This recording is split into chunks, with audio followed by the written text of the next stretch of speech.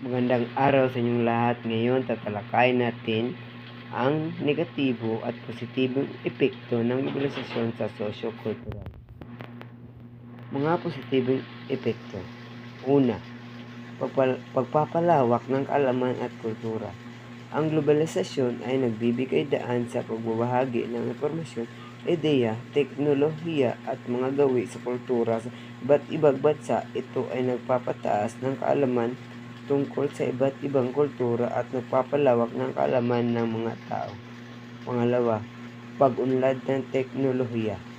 Nagbibigay ang globalisasyon na mga mas maraming makabagong solusyon at produkto sa merkado dahil sa pag-unlad ng teknolohiya. Mas malawak na oportunidad sa trabaho. Nagbubukas ang globalisasyon ng mas maraming oportunidad sa trabaho sa iba't ibang larangan para sa mga mamamayan. Pang-apat, pagpapayaman ng kultura.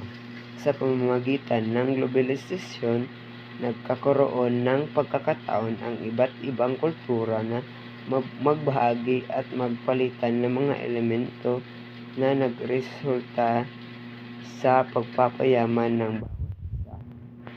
Sa negatibo, epekto naman tayo. Una, pagkawala ng lokal na tradisyon. Ang paglaganap ng mga dayuhang kultura ay nagdudulot ng pagbabago sa mga lokal na tradisyon at pamumuhay na maaaring magresulta sa pagkawala ng cultural identity. Pagtaas ng hindi pagkapantay-pantay sa lipunan. Ang yaman ay nagiging nakatuon sa ilang tao lamang.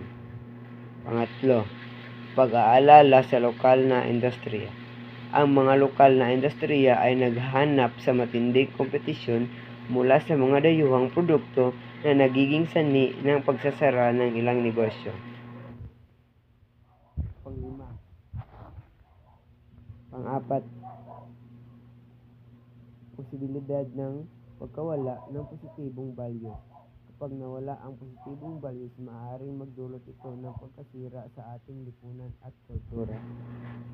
Yun lamang ang mga negatibo at positibong